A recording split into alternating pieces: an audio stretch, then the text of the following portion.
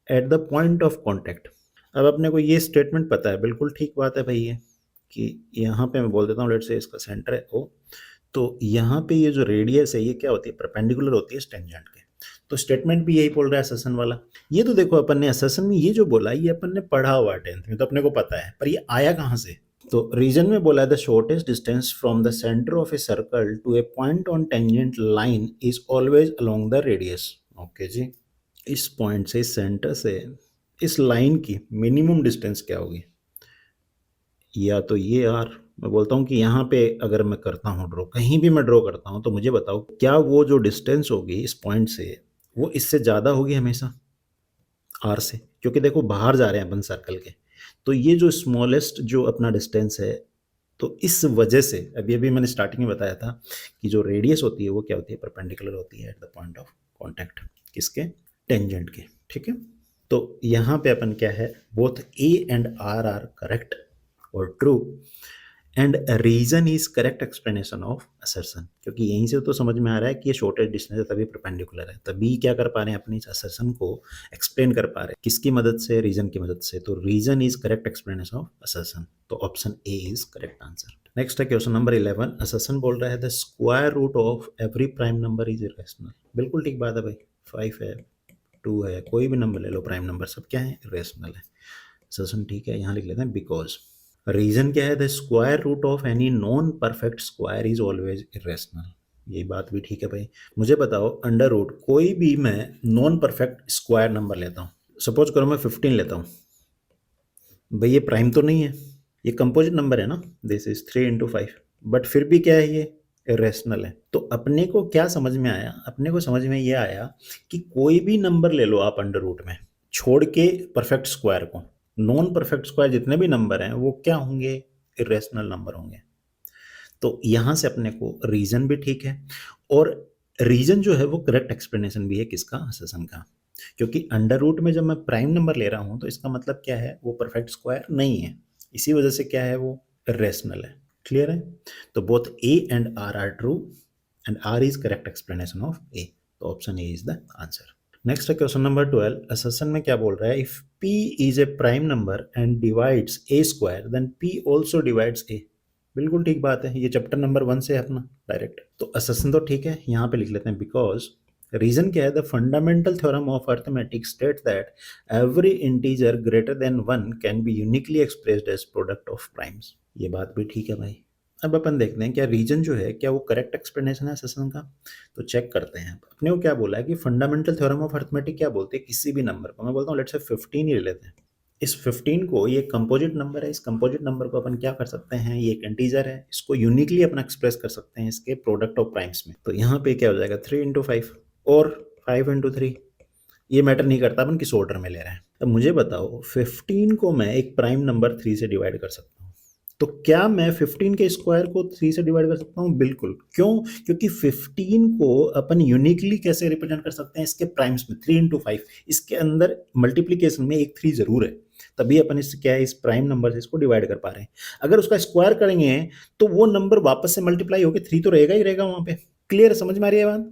तो यहाँ पे क्या है, अपना जो रीजन है वो करेक्ट एक्सप्लेनेशन है किसका, अससन का। तो यहाँ पे अपना both assertion and reason both are true and R is correct explanation of A. Next अपना क्वेश्चन नंबर 13। क्वेश्चन नंबर 13 में अससन क्या बोल रहा है, for any two positive integers P and Q, HCF of P and Q into LCM of P and Q is equals to product of P and Q। ये बात तो अपनी बिल्कुल करेक्ट है, ये अपन ने पढ़ा है भाई कि HCF of two numbers let say P and Q यहाँ पे बोला गया है into LCM of P, Q is equals to क्या होगा, P into Q। ये अपन ने पढ़ा है। के आगे अपन लिख लेते हैं बिकॉज रीजन बोल रहा है if the HCF of two number is 5 and their product is 150 then their LCM is 40। तो चेक कर लेते हैं भाई, एचसीएफ क्या है, दो नंबर्स का 5 है, इनटू क्या होगा, LCM of those numbers should be equals to product of those numbers that is given 150। So यहाँ से अपना एलसीएम जो आएगा दैट इज 150/5, तो ये हो जाएगा अपना 30, और इसने क्या बोला है कि 40 होगा एलसीएम, तो ये रॉन्ग हो गया। तो यहाँ से सीधा आप क्या कर दोगे, सी टिक कर दोगे, A is true but R is false. Clear है। अगर मान लो यहाँ पे 40 के बजाय 30 देता तो क्या होता आंसर, तो अपना ये करेक्ट हो जाता। तो मुझे बताओ क्या रीजन करेक्ट एक्सप्लेनेशन होता है अससन का, नहीं, भाई अपन यहाँ से यहाँ पे पहुंच रहे हैं, ना कि यहाँ से यहाँ पे पहुंच रहे हैं। क्लियर है? तो उस केस में अगर यहाँ 30 दिया होता तो अपना आंसर क्या हो जाता, बी हो जाता। Both A and R true, but R is not correct explanation of A. ये बात समझ में आ रही है? चलिए, अससन बोल रहा है if point M and N are on circle with centre O, then value of X is 2। यहाँ लिखते हैं बिकॉज, रीजन बोल रहा है because if 3 points O P Q form an equilateral triangle then lambda is equal to this. कोई लेना देना है इन दोनों का? बिल्कुल नहीं। ऊपर बात हो रही सर्कल की, नीचे इक्विलेटरल ट्राइंगल की, कोई लेना देना नहीं है। तो अपन 1 बाई 1 चेक कर लेते हैं। तो सबसे पहले अपन क्या करते हैं, अससन चेक कर लेते हैं। तो अससन में मुझे बताओ, ये अपना m है, m 4,3, n अपने को बोला गया दैट इज x, 5, और सेंटर जो है दैट इज 2,3। तो बोल रहा है कि x की वैल्यू 2 है, तो अपन क्या करेंगे, यहाँ पे ये दोनों क्या होंगी, रेडियस होंगी, OM and ON will be radius, so OM will be equals to ON। तो यहाँ से अपन निकाल लेते हैं इसको। तो OM that is 4 minus 2 whole square plus 3 minus 3 whole square is equals to under root ON। ON क्या होगा, that is 2 minus X whole square plus 3 minus 5 whole square. दोनों तरफ अपन स्क्वायर कर देंगे तो अंडर रूट हट जाएगा। तो यहाँ से 2 का स्क्वायर क्या होगा, 4, 3 minus 3 0 is equals to 2 minus X whole square plus 3 minus 5 whole square, that is 2 square is that is minus 2 square is 4। तो यहाँ से ये 4 कट कर देगा, ये 0 हो जाएगा। तो यहाँ से अपन बोल देंगे 2 minus X whole square equals to 0। तो यहाँ से देखो 2 minus X into 2 minus X equals to 0। अब यहाँ से क्या करेंगे, एक्स को इक्वल्स टू 0 कर देते हैं। 0 करेंगे तो यहाँ से भी एक्स इक्वल्स टू 2 आएगा, और ये भी अपना एक्स इक्वल्स टू 2 आएगा। तो यहाँ से x की अपने पास में एक वैल्यू है 2, और यही अपने को वैल्यू गिवन है, वैल्यू ऑफ x इज 2। तो अससन अपना करेक्ट हो गया। अब रीजन क्या बोल रहा है, 3 points O P Q forms an equilateral triangle then lambda is equals to, lambda की वैल्यू निकालनी है तो अपन निकाल लेते हैं। तो यहाँ पे मैं बोल देता हूँ, लेट्स से ये इक्विलेटरल ट्राइंगल है ओ पी क्यू। ये अपना 0,0 है, p is 3,√3 and q is 3, lambda. अब मुझे बताओ, इक्विलेटरल ट्राइंगल है तो OP will be equals to OQ होगा। तो OP is equals to OQ निकाल लेते हैं using distance formula. So this is 0 0, so this is 3 minus 0 square plus √3 minus 0 square √3 whole square is equals to under root 3 minus 0 square that is 3 square plus lambda square. Square कर देंगे दोनों तरफ तो यहाँ से आ जाएगा 9 plus 3 is equals to 9 plus lambda square. तो यहाँ से जो लैम्डा आएगा, lambda will be equals to plus minus √3। Reason में क्या बोला है, प्लस माइनस 2, तो ये रॉन्ग हो गया अपना। तो यहाँ से answer C is correct. Clear? Okay, next is question number 15। 15 में अससन बोल रहा है the probability of getting a bad egg in a lot of 400 is 0.035। The number of good eggs in the lot is 386। Because reason क्या बोल रहा है, if the probability of an event is p, then the probability of its complementary event will be 1 minus p। बिल्कुल सही बात है। Total probability कितनी होती है, 1 होती है। कोई इवेंट हो नहीं हो, दोनों अगर सम करते हैं अपन दोनों प्रोबेबिलिटीज को, तो आंसर क्या आता है, 1 आता है। तो यहाँ से अपना रीजन तो करेक्ट है बिल्कुल। अब अपन अससन चेक कर लेते हैं। अससन क्या बोल रहा है, तो प्रोबेबिलिटी ऑफ, मैं बोल देता हूँ लेट्स से बैड एग को मैं बोल रहा हूँ b, that is given that is 0.035। यहाँ पे अससन में क्या बोल रहा है कि गुड एक्स का नंबर दिया हुआ, अपने को निकालना पड़ेगा भाई चेक करने के लिए। तो अपने को पता है कि probability of bad eggs plus probability of good eggs is equal to 1 होगी। तो यहाँ से अपन 0.035 वैल्यू रख देंगे बैड एक्स की। तो यहाँ से प्रोबेबिलिटी ऑफ गुड एक्स आ जाएगा अपने पास में, और probability of good eggs is equal to 1 minus 0.035। तो यहाँ से अपना बनेगा 0.965। ओके, अपने पास में क्या है, प्रोबेबिलिटी ऑफ गुड एग्स आ गई। अब अपन प्रोबेबिलिटी का फॉर्मूला यूज करते हुए निकाल लेंगे नंबर ऑफ गुड एग्स। तो अपने को पता है probability of good eggs is equal to क्या होता है, number of good eggs upon total eggs, total number of eggs. तो ये अपने को गिवन है 0.965। नंबर ऑफ गुड एक्स अपने को निकालना है upon total number of x कितने हैं, 400। तो यहाँ से नंबर ऑफ गुड एक्स अपने आ जाएंगे, that is equals to 400 into 0.965। जब मल्टीप्लाई करोगे तो अपना आंसर आ जाएगा 386। और यही अपने को सेशन में बोला है। अब भाई असर्शन ठीक है, रीजन भी ठीक है, क्या रीजन करेक्ट एक्सप्लेनेशन है असर्शन का? अपन इस वैल्यू को फाइंड करने के लिए क्या रीजन की जरूरत पड़ी क्या? बिल्कुल पड़ी। तो अपन रीजन को यूज करते हुए क्या कर रहे हैं, असर्शन पे पहुंच रहे हैं। तो क्या हुआ, reason is correct explanation of assertion. यहाँ पे अपन ने यही तो यूज किया है भाई, स्टार्टिंग यहाँ से की थी और अपन पहुंच गए थे इस पे। तो both assertion and reason both are correct or true and R is correct explanation of A. तो option A is the answer. Clear. Next अपना क्वेश्चन नंबर 16। क्वेश्चन नंबर 16 में असर्शन बोल रहा है mean is average of all observations.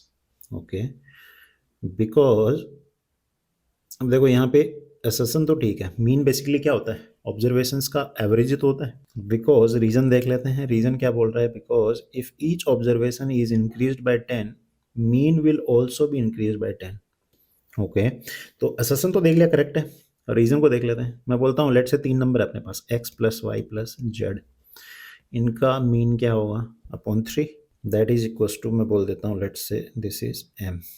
Okay, मुझे अब क्या बोल रहा है, अगर मैं हर एक नंबर को 10 से इंक्रीज कर दूं तो जो मेरा मीन है वो भी 10 से इंक्रीज हो जाएगा। चेक कर लेते हैं। मैं बोलता हूँ लेट से m डैश, तो हर एक नंबर को अपन 10 से इंक्रीज कर देते हैं, x plus 10 plus y plus 10 plus z plus 10 upon 3। तो यहाँ से अपना बनेगा x plus Y plus Z plus 10 plus 10 plus 10 that is 30/3।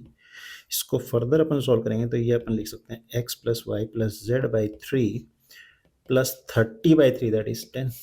और मुझे बताओ ये ओरिजिनली अपना ओरिजिनल मीन था, तो that is equal to m plus 10। बात तो ठीक है, हर एक नंबर को अपन क्या करते हैं 10 से इंक्रीज कर देंगे तो उसका मीन भी किससे इंक्रीज हो जाएगा, 10 से इंक्रीज हो जाएगा। क्लियर है, तो रीजन भी ठीक बात है। अब मुझे बताओ क्या रीजन करेक्ट एक्सप्लेनेशन है क्या असर्शन का? नहीं है। अपन ने असर्शन को यूज करते हुए रीजन वाले स्टेटमेंट की वैल्यू निकाली है, तो क्या रीजन करेक्ट एक्सप्लेनेशन असर्शन का? नहीं है। तो यहां से अपना क्या होगा, both A and R are true but R is not correct explanation of A. समझ में आ रही है बात? नेक्स्ट है क्वेश्चन नंबर 17। क्वेश्चन नंबर 17 बोल रहा है assertion equation this has no real roots because when discriminant of a quadratic equation is 0 then the equation has real and distinct root। नहीं भाई, जब d इज इक्वल टू 0 होता है तो उस केस में क्या होते हैं, दो इक्वल रियल रूट्स होते हैं। तो रीजन गलत हो गया तो डायरेक्ट अपने को असर्शन देखने की जरूरत ही नहीं है। तो यहाँ से अपना आंसर हो जाएगा C, A is true but R is false. मान लो आपको असर्शन चेक करना पड़ा तो क्या करते हैं, आप डी निकालते हैं। इसका डी क्या होता है, बी स्क्वायर माइनस 4ac। तो बी क्या है अपना, that is 3 square minus 4 into a is 2 into c is 4, 9 minus 32 that is minus 23 less than 0। तो क्या रियल रूट्स हैं क्या? नहीं है। तो वही बात बोल रहा है, असर्शन करेक्ट है। चलिए नेक्स्ट अपना क्वेश्चन नंबर 18। क्वेश्चन नंबर 18 में असर्शन बोल रहा है for the observation table given below mode can never be 11। Okay, तो सबसे पहले बताओ मोड निकालने के लिए अपने को मॉडल क्लास सी होती है। मॉडल क्लास कौन सी होती है, वो क्लास जिसकी फ्रीक्वेंसी हाईएस्ट हो। तो यहाँ फ्रीक्वेंसी क्या है, 10 है। तो मोड क्लास क्या होगी, 12 to 14। तो एक चीज़ बताओ मुझे, जो मोड होता है हमेशा वो कहाँ लाई करता है, इस class interval, model class interval में लाई करता है। तो मोड जो होगा वो 12 से 14 के बीच होगा, तो 11 तो नहीं हो सकता। तो अपना असर्शन ठीक है। रीजन क्या बोल रहे हैं, mode always lie between model class. बिल्कुल ठीक बात है भाई। अपने बताओ ये चीज़ अपनी असर्शन सही कैसा था, इसी वजह से था ना कि भाई जो मॉडल क्लास के बीच में लाई करना चाहिए मोड, मोड कभी 11 हो ही नहीं सकता। क्यों नहीं हो सकता, क्योंकि इस रीजन की वजह से। तो both assertion and reason are correct and reason is correct explanation of assertion. तो option A is the answer. Clear, okay. Next है क्वेश्चन नंबर 19। असर्शन बोल रहा है -5 -5/2 0 5/2 is in arithmetic progression because, reason बोल रहा था terms of an arithmetic progression can not have both positive and negative rational numbers. नहीं भाई, reason गलत है। क्यों? क्योंकि देखो मुझे बताओ, मैं एक एपी लिखता हूँ, लेट से एक एपी अपने पास में, that is -2 -1 0 1 2 and so on. AP को कैसे डिफाइन किया जाता है, कॉमन डिफरेंस से। डी क्या होना चाहिए, टू कॉन्जिक्यूटिव टर्म्स में डी हमेशा इक्वल होना चाहिए, कोई भी निकालें तो। अब ध्यान से देखो यहाँ पे डी क्या आ रहा है, D1 आएगा, -1 माइनस -2 दैट इज +2। तो ये कितना होगा 1। यहाँ पे देखो 0 minus -1 that is +1 that is equal to 1। यहाँ कितना है 1 minus 0 is 1।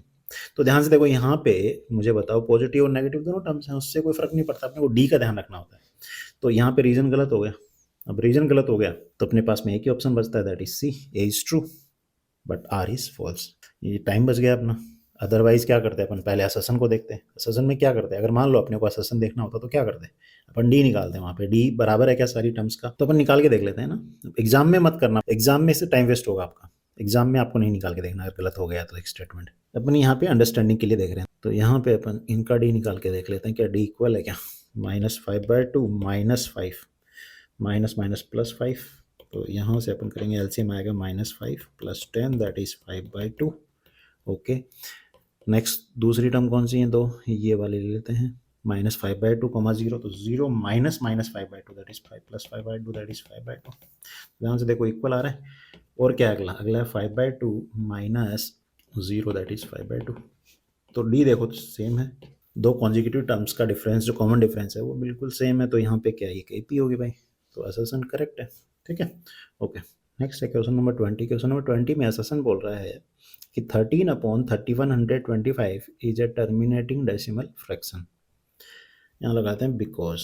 Okay, because reason बोल रहा है if q is equals to 2m into 5n where m and n are non-negative integers then p/q is a terminating decimal fraction। बिल्कुल ठीक बात है, रीजन बिल्कुल ठीक है। ये चैप्टर नंबर 1 का ही कॉन्सेप्ट है।